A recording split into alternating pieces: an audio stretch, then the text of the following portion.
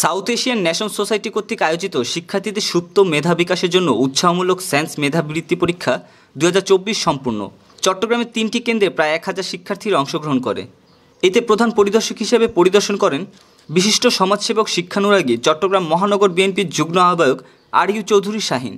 বিশেষ অতিথি হিসেবে উপস্থিত ছিলেন আগ্রাবাদ সরকারি কলোনি উচ্চ বিদ্যালয়ের সিনিয়র শিক্ষক শিক্ষানুরাগী জনাব সৈয়দ সিরাজুল মুনির মুরাদ। বিশেষ অতিথি হিসেবে উপস্থিত ছিলেন হামজারবাগ প্রাথমিক বিদ্যালয়ের সিনিয়র শিক্ষক শিক্ষানুরাগী জনাব Mohammad Belal Hossain, science chairman Mohammad Mosharraf Hossain, science সচিব মোহাম্মদ রমজান আলী, পরীক্ষা নিয়ন্ত্রক মোহাম্মদ ফেরদাউস, শিক্ষা সচিব মোহাম্মদ নূর নবী খন্দকার আকাশসহ সায়েন্স কর্মকর্তাবৃন্দ মোহাম্মদ হুবাইব, মোহাম্মদ কায়সার, মোহাম্মদ রিয়াজ, মোহাম্মদ নজরুল ইসলাম।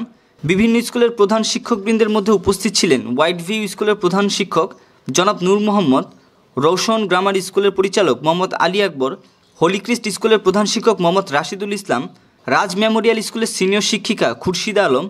আর উপস্থিত ছিলেন যুবনেতা মোহাম্মদ আলমগীর হোসেন দীপু।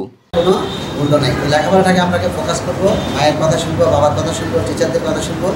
আমরা সুনাগরিক শিক্ষায় শিক্ষিত, শুধু শিক্ষিত এডুকেশন ব্যাকবোন অফ নেশন কথা বলে, সুশিক্ষায় যদি শিক্ষিত হতে না পারি তাহলে সেই শিক্ষার কোনো দাম নাই। শিক্ষিত হলে কিন্তু ভালো মানুষ হতে হবে, আমাদেরকে আগে শিক্ষিত হয়ে ভালো মানুষ হতে গেলে কিন্তু নিজেকে গড়ে তুলতে হলে অনেক কষ্ট সাধ্য চেষ্টা করতে হবে যেন আমরা নিজের জীবনটাকে ভালো করে গড়ে তুলতে পারি। তাই আমরা টিচারদের সাথে ভালো ব্যবহার করবো, প্যারেন্টসদের সাথে ভালো ব্যবহার করবো, আমাদের যারা বড় আছে তাদেরকে রেসপেক্ট করবো, আর যারা ছোট আছে তাদেরকে স্নেহ করবো। তাহলে আমাকে যারা আমার বড় আছে তারা আমাকে স্নেহ করবে, আমার ছোট আমাকে রেসপেক্ট করবে। এটা হচ্ছে ন্যাচারাল প্রকৃতির, এটা হচ্ছে কর্মকাণ্ড। হ্যাঁ, আমরা এটার দিকে সবসময় খেয়াল রাখবো। আর নিজেকে সবসময় ছোট মনে করবো, ছোটো জায়গা কিন্তু সব জায়গায় আছে। নিজেকে কখনো বড় মনে করবো, আমি অনেক কিছু হয়ে গেছি, বড় হয়ে গেছি, নিজেকে ছোট মনে করলে আমি অনেক বড় হতে পারবো। এই কথাগুলো মনে রাখতে হবে এবং আমরা আগামী দিনের ভবিষ্যতের জন্য নিজেদেরকে প্রস্তুতি গ্রহণ করতে হবে। এই আশাবাদ রেখে আমি সবাইকে আবার